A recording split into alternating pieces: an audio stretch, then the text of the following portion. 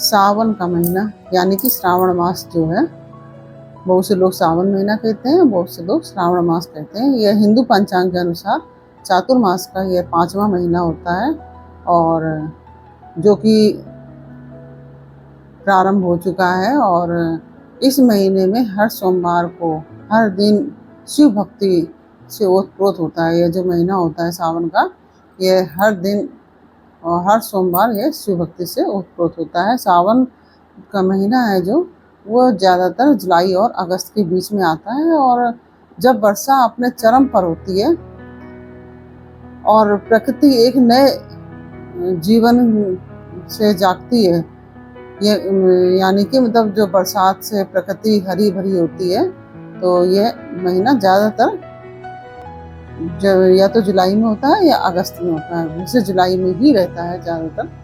तो यह भगवान शिव को समर्पित होता है। यह जब देवशयनी एकादशी होती है उसके बाद से इस महीने का प्रारंभ हो जाता है। और समुद्र मंथन की जो कलात्मक जो झलक है, यह समुद्र मंथन का जो विष पीते हुए देवताओं की पूजा आदि ये श्रावण मास में ही विशेष इसका महत्व होता है, क्योंकि श्रावण मास से जुड़ा है। यह पौराणिक घटना है जो समुद्र मंथन की, ये सावन के महीने से ही जुड़ी हुई है।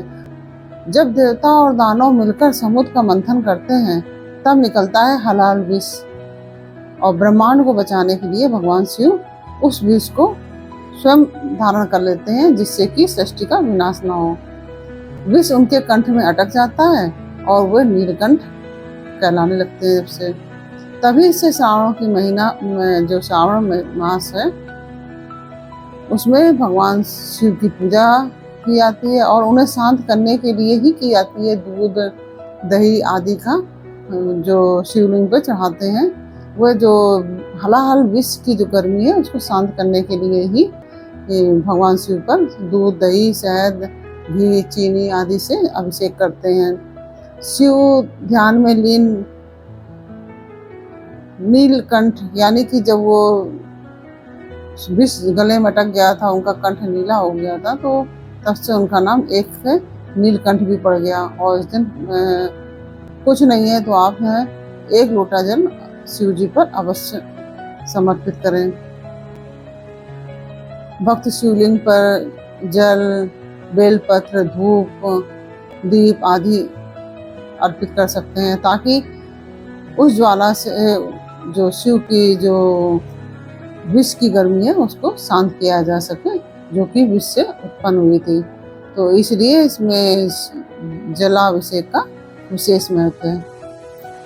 इसमें महिलाएं माता को सुहाग का सामान आदि चढ़ाती हैं और मंदिरों में खूब भीड़ होती है।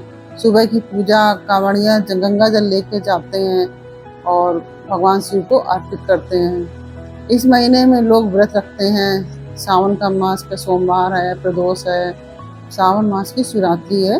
ये सब व्रत सावन के महीने में विशेष फलदायक होते हैं। इससे हमारे जीवन में जो सुख समृद्धि आती है और हमारे जो पाप हैं वो क्षीण होते हैं। इसलिए सावन के महीने में सोमवार को व्रत आदि पूजन आदि करना चाहिए। और शिव पार्वती को प्रसन्न करने के लिए कुंवारी कन्याएं सुख समृद्धि की कामना रखने जो दंपत्ति हैं, जो शादीशुदा महिलाएं हैं, वे अपने सुहाग की रक्षा के लिए, और जो कुंवारी कन्याएं हैं वो अच्छे पति की अभिलाषा से भगवान शिव की पूजा करती हैं।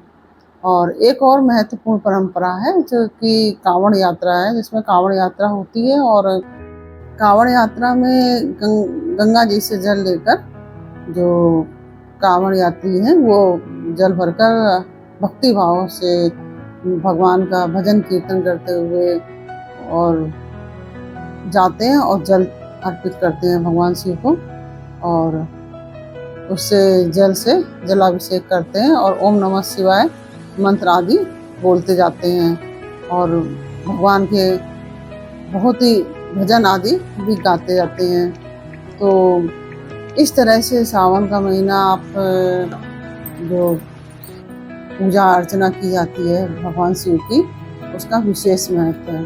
और इसके साथ ही जो हरियाली तीज है उसमें भगवान शिव की पूजा विशेष उससे की जाती है और इसमें पीपल में जल आदि भी चढ़ाया जाता है, क्योंकि पीपल में ब्रह्मा विष्णु महेश आदि निवास करते हैं।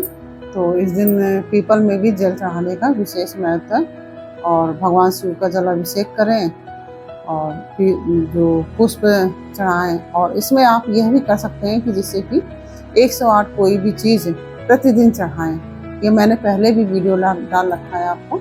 तो इसमें कोई भी चीज़ आप ले लीजिए, चाहे अक्षत ले लीजिए, मूंग की दाल है, पुष्प है कोई, तो आप जो आपकी सामर्थ्य हो वो चीज़ आप 108 भगवान शिव को ओम नमः शिवाय या नमः शिवाय मंत्र बोलते हुए भगवान शिव को अर्पित करें और धूप दीप नैवेद्य आदि चढ़ाकर भगवान से उनका आशीष प्राप्त करें और माता पार्वती को सुहाग का सामान आदि भी अर्पित करें। इस तरह से ये सावन जो महीना है ये बहुत ही पवित्र महीना है और ये पूरी प्रकृति के लिए बहुत मतलब पवित्र महीना होता है, क्योंकि जो पतझड़ के बाद ये जो सावन आता है इसमें खूब चारों तरफ हरियाली ही हरियाली दिखाई देती है। और यह जो चतुर्मास है यह पूजा पाठ के लिए समर्पित है।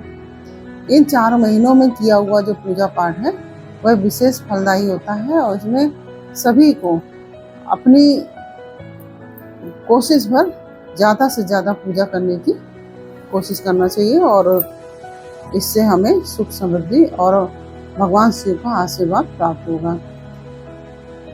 इसके साथ ही हम इजाज़त चाहेंगे। आपको यह वीडियो कैसी लगी ये मुझे कमेंट बॉक्स में अवश्य बताइए। अच्छी लगी हो तो वीडियो को लाइक शेयर कीजिए और कमेंट में ओम नमः शिवाय अवश्य लिखिए। और यदि आपने हमारे चैनल को सब्सक्राइब नहीं किया तो प्लीज़ हमारे चैनल को सब्सक्राइब कर लीजिए और बेल आइकन बटन अवश्य दबा दीजिए, जिससे कि जो हमारे आने वाले वीडियोस हैं वे सब आपको प्राप्त हो सकें। फिर मिलते हैं आपसे अगले वीडियो में एक नई जानकारी, एक नई कहानी के साथ। तब तक के लिए ओम नमः शिवाय।